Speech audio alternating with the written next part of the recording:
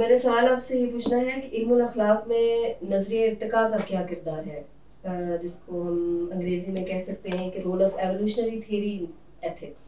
ان ethics. Yes. ہاں، یہ میں تو یہ سمجھتا ہوں کہ چونکہ میں اس بات کا بھی قائل ہوں کہ نظریہ ارتقاء پہلے اسلامی نظریہ ہے اور بعد میں سائنسی نظریہ ہے. اپنے میرے نظریات ہیں، میں اس کی روشنی میں ایسا سمجھتا ہوں. تو اس حوالے سے بھی میں یہ کہوں گا کہ وہی اخلاقیات جو اسلام کی ہے،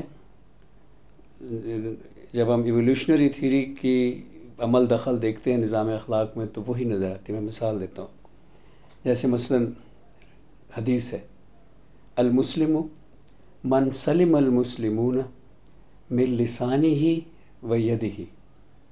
مسلمان وہ ہے جس سے دوسرے مسلمان یعنی سلامتی پسند لوگ، مسلمان وہ ہے جس سے دوسرے سلامتی پسند لوگ محفوظ ہوں اس کی زبان سے اور اس کے ہاتھ سے. اب ذرا زبان سے اور ہاتھ سے کو خاص اسپیسیفک کیا گیا نا اسلامی اخلاق میں. اب اسی بات کو اس کے ساتھ ریلیٹ کریں جو ایولیوشنری ایتھکس ہے. یعنی ایولیوشنری ایتھکس کا لفظ ٹھیک نہیں ہے، ایولیوشن کا جو رول ہے ایتھکس میں. مثلا ایولیوشنری بنیاد پہ ہم یہ کہہ سکتے ہیں کہ ethics is a tool to protect ourselves from the harmfulness of others. کہ ہمیں کوئی دیکھیں، میں مثالیں دیتا ہوں زیادہ بہتر ہے. ہاتھ ملانا کیا ہے، مسکرانا کیا ہے، گلے ملنا کیا ہے. اس طرح کی جو ایک ملاقات کے ٹائم پہ جو ہماری ایتھکس ہوتی ہے مختلف اقوام کی، ذرا ڈیپلی اس پہ غور کریں تو یہ کیا چیزیں ہیں. یہ دوسرے شخص کو یہ بتانے کی ایک طریقہ ہے کہ I am not a threat to you. جیسے ہی آپ ایک اجنبی سے ملتے ہیں اور اگر آپ اسمائل دیتے ہیں تو اسمائل کے ذریعے آپ نے اسے ایک میسیج دیا ہے. میسیج یہ ہے کہ میں تمہارے لیے خطرہ نہیں ہوں. اگر اس نے جواب میں اسمائل دی ہے تو اس نے بھی آپ کو جوابی میسیج دیا ہے کہ میں آپ کے لیے بھی خطرہ نہیں ہوں. لیکن اگر اس نے جواب میں اسمائل نہیں دی تو آپ فوری طور پہ تھریٹ محسوس کریں گے کہ میں نے اسمائل دی اور اس نے نہیں دی. تو اب وہ تھریٹ محسوس کریں گے. اب خطرہ کئی قسموں کا ہوتا ہے نا، ضروری تو نہیں جان کا خطرہ، انسلٹ کا خطرہ، آپ کا حق چھیننے کا خطرہ. تو اسی طرح ہاتھ ملانا ہے، پھر اسمائل ہو یا ہاتھ ملانا ہو، یہ پھر آگے کئی قسموں کی نکلیں گی. اسمائل وہ بھی تو ہو سکتی ہے جس میں آپ کو میں دھمکی دے رہا ہوں، بجائے خطرہ ٹالنے والی اسمائل کے میں ایک ایسی اسمائل دے رہا ہوں جس میں سارکیسٹک لک ہے اور ساتھ ہی اشارہ ہے کہ تم باہر نکلو تو میں تمہیں بتاؤں گا. ہاتھ ملانے میں بھی یہ چیز ہے، میں ہاتھ ملا کے اس طریقے سے دباؤں کہ آپ کو فیلنگ آئے کہ یہ تو مجھے دھمکی دے رہا ہے. گلے ملنے میں بھی یہ کیا جا سکتا ہے. تو یہ جو ایک زبان ہے، جو ایک بولی ہے جس میں کوئی لفظ نہیں ہے، کچھ مینرز ہیں، کچھ ایٹیٹیوڈز ہیں، کچھ رویے ہیں جن میں وہ شامل ہے، اور اس کو نہ ہم کہہ سکتے ہیں کہ یہ کوئی سبجیکٹو پیس آف نالج ہے اور نہ ہم کہہ سکتے ہیں کہ یہ کوئی آبجیکٹو ریٹن بک اور پیس آف نالج ہے، بلکہ وہ ایک سینسیشن ٹائپ، ایک اندرونی کوئی چیز ہے. جیسے قرآن کریم میں ہے نا کہ علم کی، ویسے تو قرآن کریم میں علم کی جو قسمیں بتائی گئی ہیں وہ 3 ہیں: علم آفاق، علم انفس جو ہمارے موضوع سے ریلیٹڈ ہے، علم آفاق، علم انفس اور علم تاریخ، جسے قرآن کی زبان میں عبر و بصائر کہتے ہیں. تو یہ نہ آفاق میں سے ہے، نہ عبر و بصائر میں سے ہے، یہ علم انفس میں سے ہے، علم اخلاقیات. تو ایولیوشنری تھیوری بھی یہی کہتی ہے کہ اخلاقیات اس طرح سے وجود میں آتی رہی کہ جب with the passage of time, with the repetition of actions, نتائج کا پتہ چلا سماج کو، جو چھوٹے سے سماج ہوتے ہوں گے، کہ اس طرح کرنا برا ہے اور اس طرح کرنا اچھا ہے. اس طرح میرا میسیج جو ہے وہ صحیح کنوے ہوتا ہے اور اس طرح میرا میسیج جو ہے وہ غلط کنوے ہوتا ہے. تو اس سے جو ڈیولپ ہوئی وہ اخلاقیات ہیں، جو ایولیوشن کا رول ہے اخلاقیات میں. تو آپ کے سوال کا شارٹ میں یہ جواب ہے کہ ایولیوشنری تھیوری کا جو علم الاخلاق میں رول ہے وہ ایگزیکٹلی ویسا ہے جیسا اسلامی اخلاقیات کا رول ہے. دوسرے کو محفوظ رہنے کا احساس ملے آپ کے آنے سے. اور اسلام کا تو سلام بھی جو ہے اس کا بھی میننگ یہی ہے. دوسرے جو گڈ مارننگ وغیرہ ہیں، یا ایون کہ ہماری اپنی قوموں میں پشتوں میں استڑی مش کہ آپ تھکے نہیں، لیکن اسلام میں ہے کہ تم پر سلامتی ہو، میننگ کہ میں تمہارے لیے تھریٹ نہیں ہوں. And that is actually evolutionary ethics. تو اس صورت میں ہم یہ کہیں گے کہ اخلاقیات جو ہے وہ ایولیوشن کی اصل میں اسلامی اخلاقیات ہے، اور اسلام کی اصل میں ایولیوشنری اخلاقیات ہے. جو کویسچن میں سمجھتا ہوں کہ زیادہ اہم ہے اٹھانے کا وہ یہ ہے کہ کیا اخلاقیات لکھی جا سکتی ہیں. آپ کے ذہن میں میرے اس سوال کی کس طرح سے یہ سوال کیسے فیبریکیٹ ہوتا ہے؟ میں آپ سے پوچھ رہا ہوں کہ سوال کہ اخلاقیات لکھی جا سکتی ہے، یا اخلاقیات بغیر لکھے، بغیر بولے، بغیر بتائے، بغیر پرنسپلز اصول کی جاتی ہے، کی جانے والی چیز ہے، جیسے میں نے ابھی گلے ملنے کی مثال دی یا ہاتھ ملانے کی. سبجیکٹو نہیں، جہاں تک ایتھکس کا تعلق ہے تو جیسے ہم اس کو ایز اے سبجیکٹ پڑھاتے ہیں تو ہم تو اپنی کتابوں میں بہت کچھ لکھا ہوا بھی دیکھتے ہیں نا. اس کو کافی ساری چیزیں لکھی ہوئی ہوتی ہیں، وہ پھر لکھ کے بتائی جاتی ہیں کہ آپ نے کس طرح. پروفٹس کا اگر ہم لیتے ہیں اوور آل ان کی مثال لی جائے تو وہ تو ہمیں کر کے دکھایا نا انہوں نے عمل. تو سوسائٹی میں میرے حساب سے اگر ہم پروفٹس کی ایگزامپل لیں گے ایتھکس کے حوالے سے تو ہم کہیں گے کہ بغیر لکھے عمل کر کے انہوں نے ہمیں بتایا. اور اگر ہم اپنے یونیورسٹی اسکول کالجز کا دیکھیں گے تو ہم کہیں گے کہ ہمیں تو لکھ کے پڑھائی جاتی ہیں. اور قرآن میں بھی اخلاق کی بات بتائی گئی ہے تو لکھی ہوئی ہے قرآن کریم. ہاں، بیسکلی پھر ہم یوں بھی کہہ سکتے ہیں اپنے پروفٹ کے بارے میں کہ ان کو جو ایتھکس کا جتنا بھی نالج تھا وہ پہلے ان کو ریٹن فارم میں دیا گیا. نہیں، جو پہلے جو ان کا بیہیویئر تھا وہ ریٹن فارم میں قرآن بن گیا. اچھا، نہیں ہم تو پھر یوں نہیں کہیں گے کہ چونکہ وہی آتی تھی تو وہ عمل کرتے تھے. تو ان کا بیہیویئر وہی کے انڈر تھا نا. ہاں، وما ينطق عن الهوى ان هو الا وحی یوحی.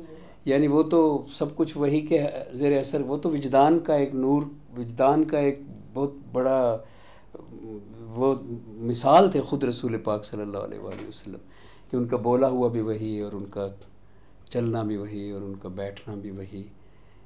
اور ویسے بھی ایک مطلب کریکٹر جو نبی کا ہوتا ہے اس کے بارے میں تو یہ قرآن کریم کی آیت بتاتی ہے کہ وہ چنا گیا کریکٹر ہوتا ہے. ان اللہ اصطفیٰ، بے شک اللہ نے چن لیا.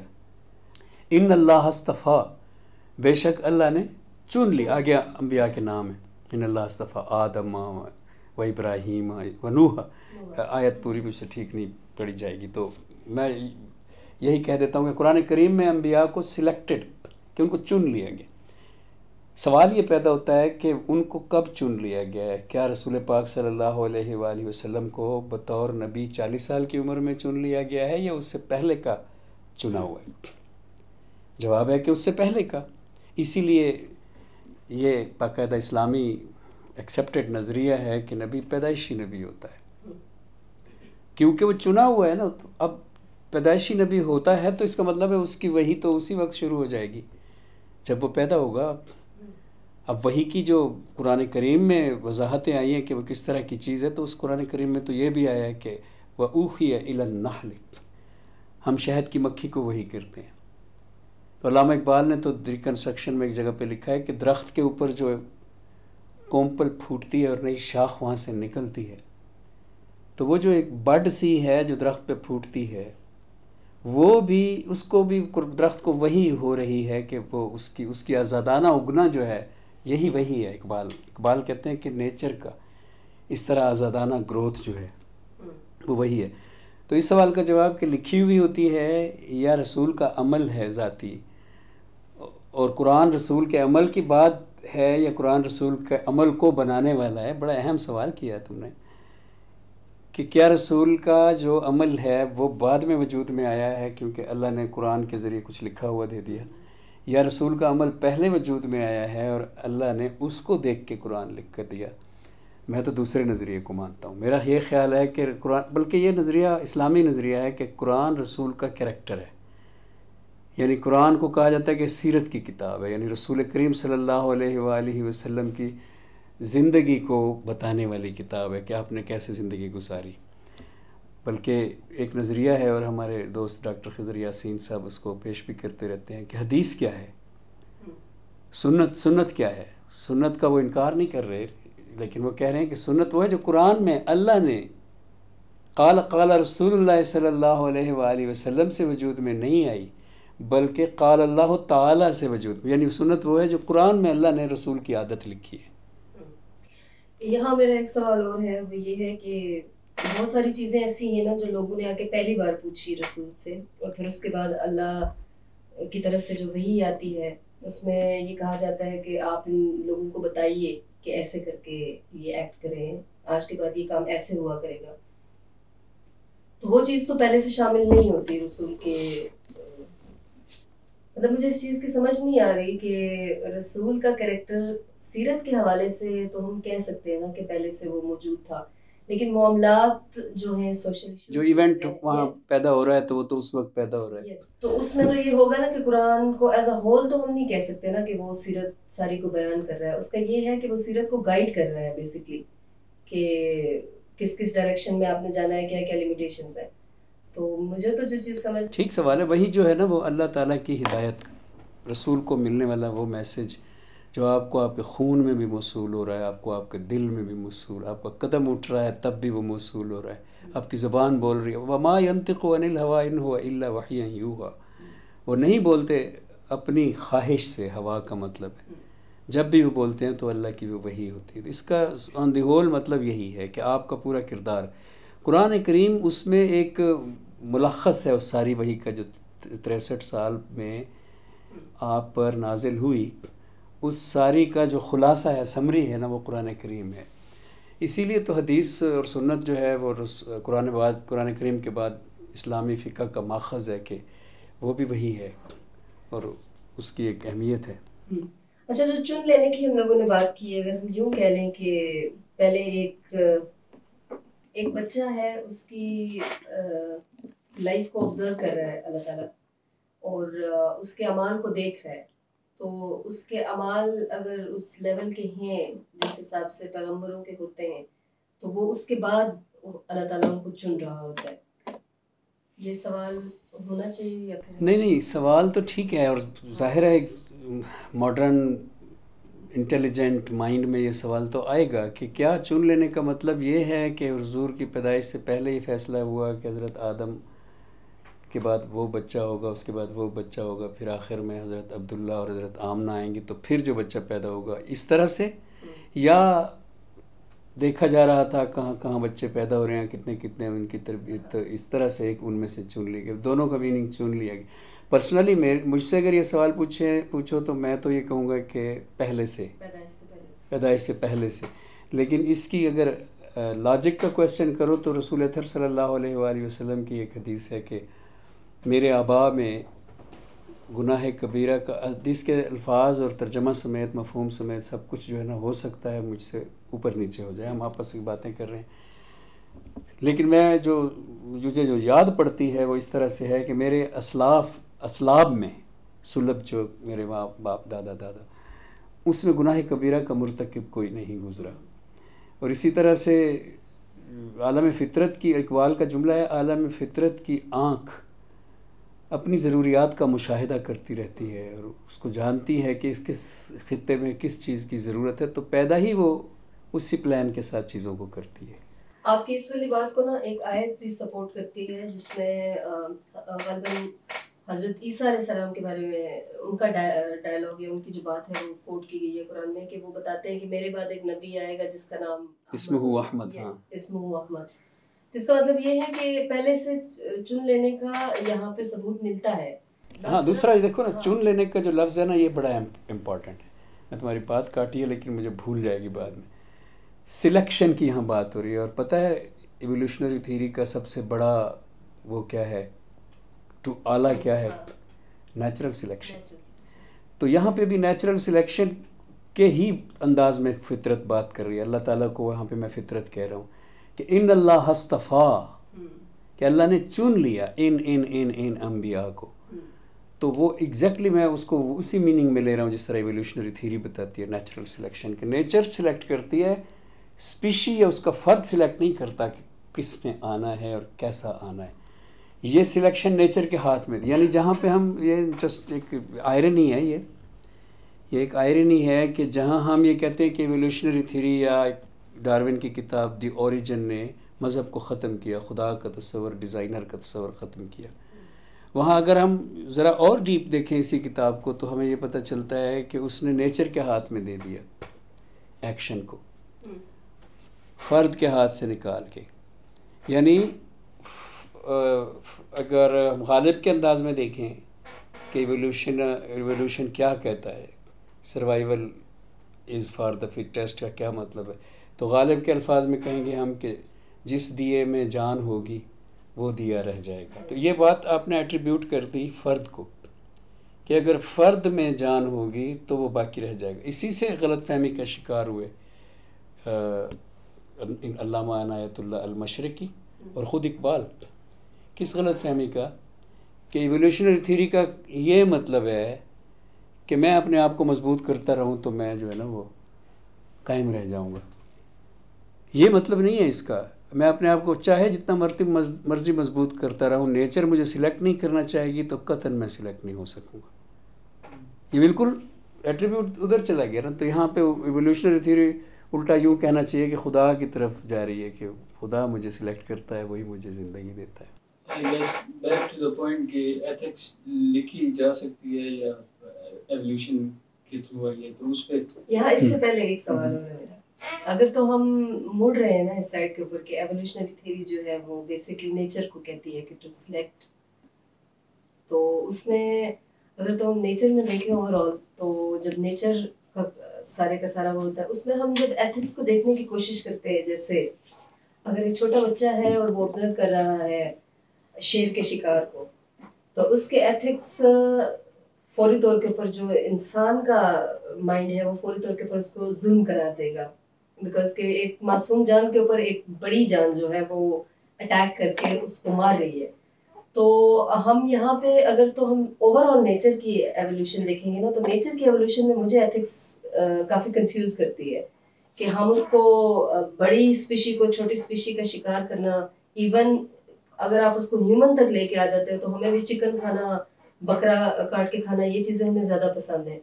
تو ہماری ایتھکس میں وہ چیزیں شامل ہے کہ ہم نے ان کو کاٹ کے کھا جانا ہے. تو میں یہاں پہ یہ والا سوال پوچھنا چاہوں گی کہ کیا یہ چیز اس کو ہم اوور آل جو نیچر کی ایتھکس ہے وہ، اور جو انسانوں میں آج کے دور میں ایتھکس پائی جاتی ہے کہ کسی چیز کو ایون کہ اتنا بھی کہ آپ کسی ٹیبل کو لات نہیں مار سکتے کہ اس کے اپنے ایموشنز ہیں، تو یہ دو چیزیں مجھے بڑا انٹرسٹنگ کویشچن ہے. پہلی بات تو یہ ہے کہ یہ پرسپیکٹیو کی بات ہے جو آپ نے سوال کیا، وہ پورا ایک پرسپیکٹیو پہ کھڑا ہے کہ آج کے دور میں شیر کھا رہا ہوگا تو دیکھنے والے کو لگے گا کہ ظلم ہے. تو یہ آج کے پریزنٹ پرسپیکٹیو کی بات ہے. پیچھے جب ہم جائیں گے ماضی میں تو ایسا نہیں ہوگا. ہو سکتا ہے کہ وہ خوش ہو رہا ہو کہ کتنا بہادر ہے شیر، دیکھو. یعنی یہ تو چینج ہوتا رہا ہے وقت کے ساتھ کہ انسان کس مینٹل یا کس مائنڈ سیٹ سے رہتا رہا اخلاقی بیک گراؤنڈ میں. اس میں جو وقت کے ساتھ ساتھ تبدیلی آئی ہے اس پہ اثر انداز ہونے والی چیز کیا ہے، یہ کویشچن ہونا چاہیے ایکچولی. کہ جیسے پوسٹ ماڈرنزم اثر انداز ہوا، جیسے ماڈرنزم اثر انداز ہوا، جیسے وحدت الوجود اثر انداز ہوا، جیسے وحدت الشہود اثر انداز. میں یہ سمجھتا ہوں کہ دنیا ساری پر اب بدھ مت کا اثر ہے. اگر جب بدھ مت کا اثر نہیں تھا 200 300 500 سال پہلے دنیا ساری پر، تو یہ بات ہی نہیں تھی، یہ کویشچن ہی نہیں تھا کہ شیر ظلم کر رہا ہے کہ نہیں کر رہا. یہ جو وقت ہے آج کا، اس پر میری رائے میں بدھ مت کا اثر ہے. اور اس لیے ساری دنیا میں ایون کہ ٹیبل کو لات مارنے تک والی بات بھی ایکسیپٹیبل ہوگی لوگوں کے لیے کہ اس کا ٹیبل کے دل دکھ رہا ہے. اس کو کہتے ہیں پین سائیکزم، کہ ہر چیز کے جذبات ہیں ہر چیز کے جذبات ہیں، ہر چیز میں ایک ٹیبل کے تو نہیں، جانوروں کی بات کر رہا ہوں، ان میں کانشیس کا ایک لیول ہے.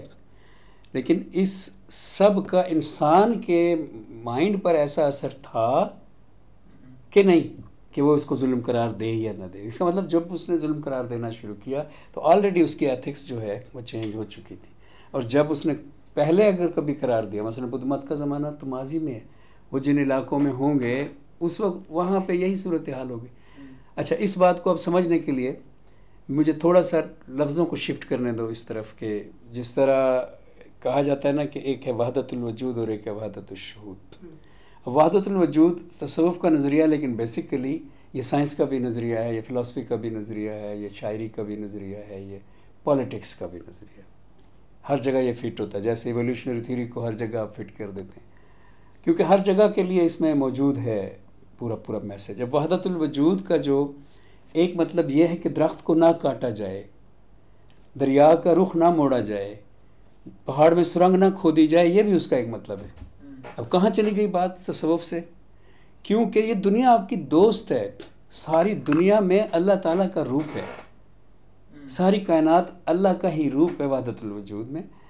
اور ہمہ از اوست نہیں بلکہ ہمہ اوست ہے، یعنی ہر کوئی وہی ہے، خود ہے. جہاں میں آ کے ادھر ادھر دیکھا تو ہی آیا نظر جدھر دیکھا. تو پھر کیسے آپ درخت کاٹ سکتے ہیں اگر وہ خدا ہے یا خدا کا روپ ہے؟ دیکھا کہاں نظریہ چلا گیا کہ آپ کے ایکٹیو لائف پر اثر انداز ہو رہا ہے اب یہ پہ. اسی طرح وحدت الشہود کا نظریہ ہے کہ ہم از اوست، یہ جو چیزیں ہیں یہ ساری اس کی تجلی ہیں، اس کی مخلوق ہیں. اب جب مخلوق ہیں تو ایک مخلوق کا دوسری کے ساتھ انٹریکشن کیسے ہوگا؟ یہ ایک مطلب نیکسٹ کویسچن ہے کہ اس کو کاٹے یا نہ کاٹے درخت کو. اب جب دیکھا جائے گا کہ اسی درخت کے بھلے میں ہے اس کو کاٹ دینا. ایسے بھی موقع آتے ہیں زندگی میں کہ اسی کو کاٹ دینا اس کے بھلے میں ہے. شہید کی جو موت ہے وہ قوم کی حیات ہے، اس کو نظر انداز نہیں کیا جاتا. جب تک بدھ مت کی مینٹلٹی کے ساتھ یا وحدت الوجود کی مینٹلٹی کے ساتھ سوچیں گے تو بالکل یہ بات ٹھیک ہے کہ جب شیر ہرن کو کھائے گا تو دیکھیں گے تو ہم کہیں گے کتنا بڑا ظلم ہو رہا ہے. بٹ اس طرح سے اس کو دیکھنا ایک مائنڈ سیٹ کے ساتھ دیکھنے کے برابر. اس پہ بات ہو سکتی ہے مزید، خاص طور پہ جو تم نے قربانی کے حوالے سے بات کی، لیکن جو اسد کہہ رہا ہے کہ اس کو پہلے ایڈریس کیا جائے. سوال دہرائیں پھر اپنا. یہی کہ ایتھکس کو ایک بندہ بیٹھ کے کتاب لکھ سکتا ہے یا نہیں، روحانی چیزوں پر. یہ روحانی چیز. دیکھیں میں ذاتی طور پہ جو سمجھتا ہوں اور میں نے کئی جگہ لکھا بولا بھی ہے کہ جو سماج ہے نا، سوسائٹی، یہ ایک باغ کی مثال لی جائے. باغ کی مثال پر اس کو سمجھا جائے سوسائٹی کو. اب باغ میں کیا کیا ہوتا ہے؟ درخت ہوتے ہیں، پھول ہوتے ہیں، پودے ہوتے ہیں، جھاڑیاں بھی ہوتی ہیں، آکاش بیلیں بھی ہوتی ہیں جو خود باغ کو کھا رہی ہوتی ہیں، اور اگر ان کو نہ روکا جائے تو باغ سوکھ جاتا ہے. یعنی باغ میں ہر دو طرح کی زندگی موجود ہے. گارڈن کی میں بات کروں. اور اس میں کیا ہوتا ہے؟ اور اس میں ایک مالی ہوتا ہے، اور اس کی ڈیوٹی یہ ہوتی ہے کہ وہ آکاش بیل کو کاٹ دے، جھاڑیوں کو کاٹ دے، اور درختوں کو جہاں کاٹنا ضروری ہے وہاں کاٹ دے، تراش خراش کر دے، ان کی شاخیں کاٹ دے تاکہ وہ نکھر کے بڑے درخت اور زیادہ بڑے پھلیں پھولیں. یہ مالی ہوتا ہے. تو میں سمجھتا ہوں کہ سماج کی مثال ایک باغ کی ہے اور مالی کی مثال اس باغ کے ریفارمر کی ہے، اس سماج کے ریفارمر کی ہے. مالی کی مثال باغ میں جیسے مالی ہے، سماج میں ایسے ریفارمر ہے. اب ریفارمر پولیٹیشین ہو سکتا ہے، ریفارمر کوئی ٹیچر ہو سکتا ہے، ریفارمر کوئی بھی ہو سکتا ہے. یہ ایک الگ بحث ہے. فی الحال ہم دیکھنا لکھنی ہے یا خود بخود اگتی ہے. تو جو پھول اگ رہے ہیں درختوں پہ، پودوں پہ، باغ میں، ان کو مثال لیا جائے اچھی رسموں کی، کیونکہ معاشرے کی مثال پہ ہم درخت بنا کے بیٹھے ہوئے ہیں نا. تو اس لیے جو اچھی چیزیں اگ رہی ہیں، جو پھول ہیں، جو اس میں پھل ہیں، وہ کیا ہیں کہ وہ اس سماج کی اچھے نارمز ہیں، اچھی رسمیں، اچھے ایکٹس، اچھے قانون، اچھے دستور، اچھے رویے وہ ہیں. اور جھاڑیاں اور آکاش بیل اور یہ چیزیں کس کو، جھاڑ جھنکار کس کو سمجھا جائے؟ بری رسموں کو.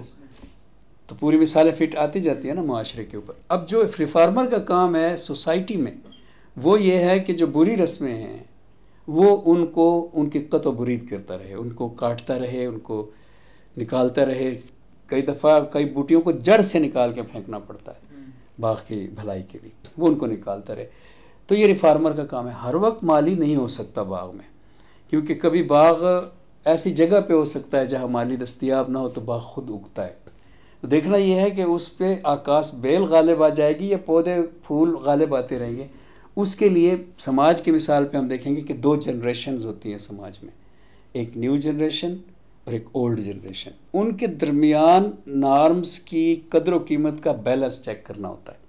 دیکھنا یہ ہوتا ہے کہ اگر قدیم روایات بہت زیادہ ڈومینیٹ کر رہی ہیں سوسائٹی کو، تو اس کا مطلب یہ ہے کہ یہ سوسائٹی رکنے والی ہے، مرنے والی ہے. یعنی اس کے اوپر صرف پیرنٹس جو ہے نا، ان کی رسم و رواج اور ان کی کہی ہوئی باتوں کا غلبہ رہتا ہے. بچے سارے بات مان لیتے ہیں اپنے بڑوں کی، بہت اچھے بچے ہیں، لیکن وہ سوسائٹی مرنے والی ہے کیونکہ اس میں اختراعات نہیں آ رہی، اس میں نئی چیزیں نہیں آ رہی، اس میں پودوں پہ پھول اگ ہی نہیں رہے، پھل اگ ہی نہیں رہے کہ درخت بڑھے. اس کے برعکس جو نئی جنریشن ہوتی ہے اس کی ڈیوٹی کیا ہوتی ہے؟ اس کی ڈیوٹی نیچر نے جو دی ہوئی تھی وہ یہ تھی کہ وہ خود بخود نئی چیزیں سوچتی ہے. اپنے پیرنٹس کے ساتھ اختلاف میں باپ کے ساتھ لڑ کے کوئی بات سوچ لیتی ہے، میں ایسا نہیں ایسا کروں گا. تو وہ نئی جنریشن جو ہے وہ نئی چیزیں، نئی رسمیں، نئی نارمز متعارف کرواتی رہتی ہے. اب ان میں سے دیکھنا ہوتا ہے کہ کون سی نئی رسم نئے تقاضوں کے مطابق سوسائٹی کی ضرورت ہے اور کون سی کاٹ دینی چاہیے. تو اسی کو کہتے ہیں ریفارمر کا جو کام ہے. یا اگر ریفارمر نہیں ہے تو پھر اس سوسائٹی کے بڑے لوگ مل بیٹھتے ہیں جسے ہم اجتہاد کہتے ہیں اسلامی اصطلاح میں. تو وہ اس کا فیصلہ کرتے ہیں کہ یہ رسمیں نہیں ہونی چاہیے، یہ ہونی چاہیے. ایتھکس لکھی نہیں جا سکتی. جیسے جان اسٹوارٹ مل نے ایک کتاب یا کئی کتابوں میں لکھ دی ہے، جیسے آن لبرٹی اس کی بک ہے. ایتھک لکھی نہیں جا سکتی جیسے اس نے لکھ دیا ہے کہ آپ کو مجھے مارنے کی اجازت اس طرح سے تو ہے کہ آپ مکہ گھمائیں اور میری ناک کی نوک سے پہلے اگر رک جائے تو مجھے نہ لگے، تو یہ آپ کی آزادی ہے. ایسے نہیں ہوتا. یہ ایتھکس لکھی جا رہی ہے، ایتھکس بنائی جا رہی ہے. ایتھکس اس باغ میں اگنے والے بڈز ہیں، شاخیں ہیں، پھول ہیں، پودے ہیں. ایتھکس یہ چیز ہے. آپ ہاتھ میں لاتے ہیں تو آپ ہاتھ کو ذرا سے دباتے ہیں، آپ ایک میسج دے رہے ہیں. آپ ہاتھ میں لاتے ہیں تو آپ ہاتھ کو زور سے دباتے ہیں، آپ دوسرا میسج دے رہے ہیں. کسی بندے کو آپ ہاتھ میں لاتے ہیں، آپ دباتے ہی نہیں ہیں، اس کو آپ ایک بے رخی کا میسج دے رہے ہیں، آپ ہاتھ ڈھیلا چھوڑ دیتے. صرف ہاتھ میں لانے کو نہیں لکھا جا سکتا کہ اس کے کتنے طریقے ہیں اور کون سا شخص جو ہے اس طریقے پہ چلے گا تو ہاتھ میں لانے کا میسج ٹھیک کنوے ہوگا دوسرے بندے کو. یہ اس بندے پر منحصر ہے. اس کے اندر سے اس درخت کے اندر سے پھوٹنے والا پھول ہے یہ، یا یہ اس درخت سے اندر سے پھوٹنے والی کوئی جڑ ہے جو یہ بتا رہا ہے کہ ہاتھ میں نے کیسے ملانا، اس کو جو بتا رہا ہے اس بندے کو، اور پھر وہ ہاتھ ملاتا. اسماعیل کا ایسا ہے، معانقے کا ایسا ہے، معانقے کا، جپھی کا، بغلگیر ہونے کا. یہ صرف ملاقات کے ہیں. پھر اس کے بعد زندگی کے باقی جتنے معاملات ہیں، مطلب آپ سوئے ہوئے ہیں، آپ جاگ رہے ہیں، آپ واش روم گئے ہیں، آپ واش روم سے آئے ہیں، آپ باتیں کر رہے ہیں، آپ علم پھیلا رہے ہیں، آپ کاروبار کر رہے ہیں. ہر چیز میں آپ نے اگر لکھ کر کتاب میں قوانین بنا دیے کہ اس طرح سے ایتھکس کے اصول ہونے چاہیے جیسے انسان کرتے رہے ہیں اس میں لبرل عہد میں، تو یہ نہیں چلیں گے. ان کو ہم کہتے ہیں کہ یہ اس کی باغ کی جو اپنی گروتھ ہے اس کو اگنور کر کے باہر سے کسی نے اصول لائے ہیں کہ ان پودوں کو کاٹ دو، ان پودوں کو چھوڑ دو، ان درختوں کو رکھ دو. وہ کچھ اس کو اپنی مرضی سے بنانا چاہتا ہے اس باغ کو. باغ کی اپنی جو فطرت ہے اس کو اس پہ قبضہ کر رہا ہے. تو پیغمبر ہو، مذاہب ہوں جتنے بھی ہیں، ان سب میں ایتھکس لکھی نہیں گئی، ان سب میں ایتھکس کی گئی ہے پرفارم، اور پھر بعد میں لکھی گئی ہے. لیکن جو ماڈرن ورلڈ ہے جسے ہم کہتے ہیں میٹیریلسٹک لبرل ماڈرن ورلڈ، اس میں ایتھکس لکھی گئی ہے اور اس کو کہا گیا کہ پرفارم کرو. اس میں بات کو جاری رکھیں گے. آج ہم کافی دیر سے بیٹھے ہوئے ہیں، تو نیکسٹ جب بھی مطلب ہم بیٹھیں گے نا تو اسی سے بات آگے بڑھائیں گے.